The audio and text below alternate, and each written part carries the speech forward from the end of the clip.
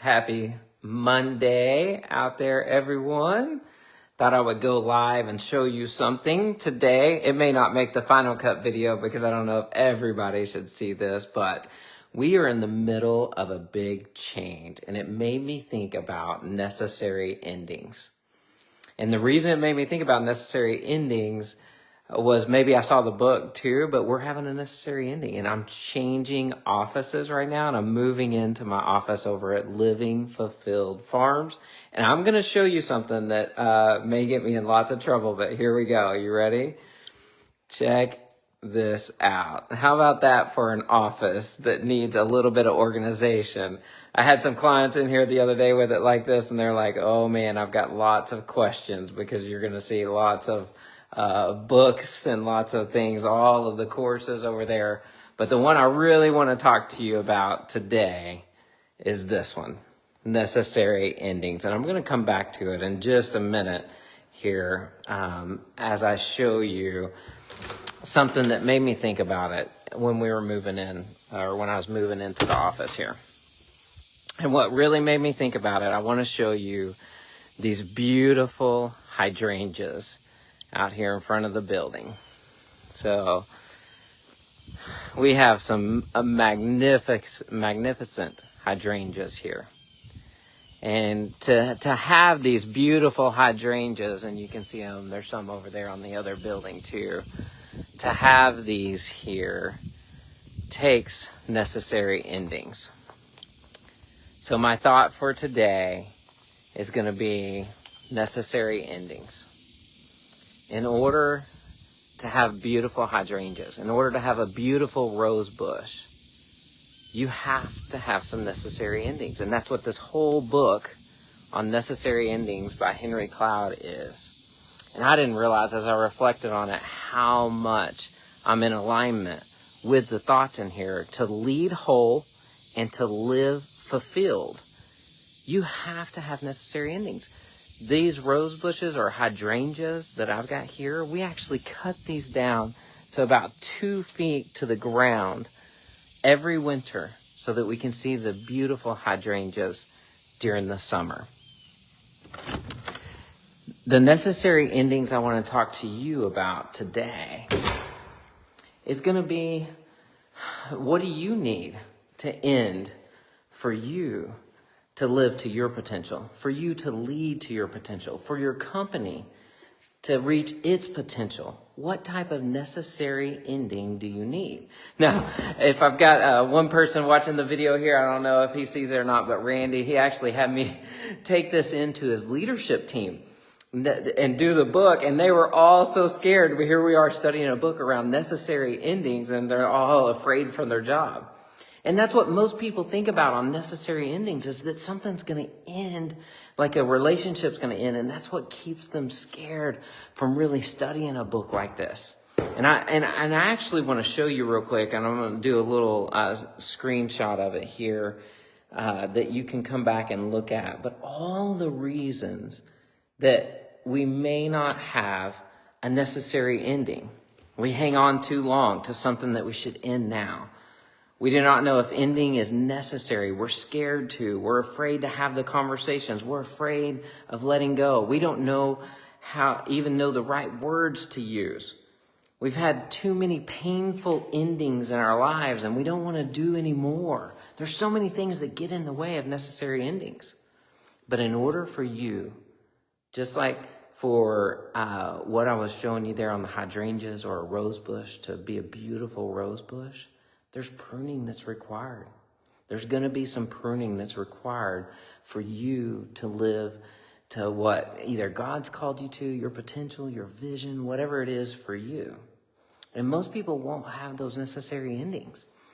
Now, I don't know what those are for you, but I'm going to give a few examples that I've helped people work through on necessary endings. One is a team member in an organization that's not holding up his end of the bargain or her end of the bargain, not showing up on time. And you've had the conversations over and over and over again, and you're afraid to have that necessary ending conversation because of what they do contribute. But what you don't realize, without that necessary ending, how much you're losing from the rest of your team.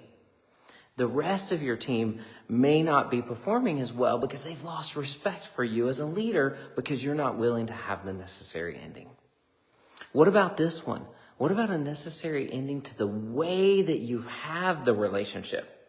So a lot of people think it's ending the relationship. It could actually be a necessary ending to the way you're having the relationship, not the relationship itself, so that the relationship can be fulfilling. So I did this with one client of mine. It was a female executive, and every time she called her mom, the conversation went negative. It was a constant negative, being a victim, blaming, just negative. And this person loved their mom so much, but every time they called their mother, it was just so negative. They got to where they didn't even want to call her anymore, and they were going to cut her out of her life. And we did a coaching session on a necessary ending to the way you're having the conversation. So through some coaching, this daughter called the mom, talked through it, and said, "Hey, Mom, I love you so much. I love calling you every day. However, each time that I call you, we get stuck on this thing that you're not letting go of, and it's just negative, negative, negative. And now I'm getting to where I don't want to call you because I'm afraid it's going to be a negative conversation, and I don't want it to be that way anymore." After that conversation, their relationship started budding just like that beautiful rose bush that's pruned. And they started having much more meaningful conversations and got past that thing that was always dragging this conversation down. So again, for you, I don't know what the necessary ending is.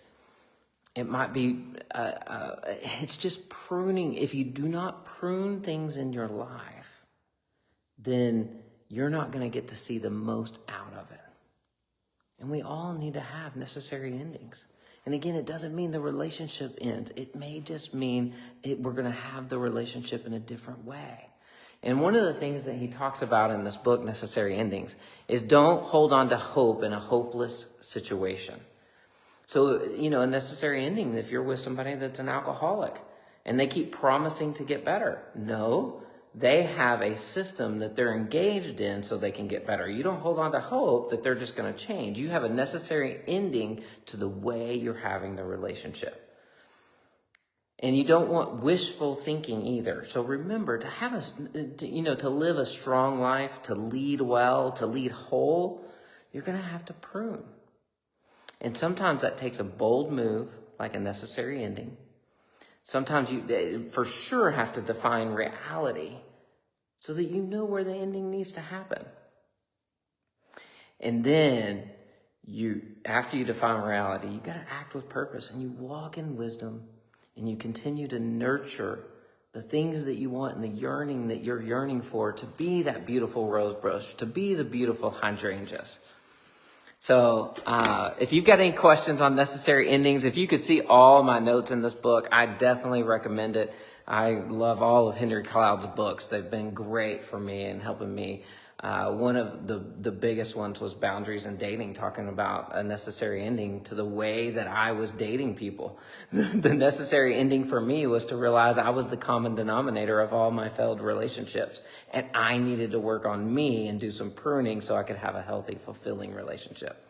So here's to necessary endings so that you can lead whole and live fulfilled.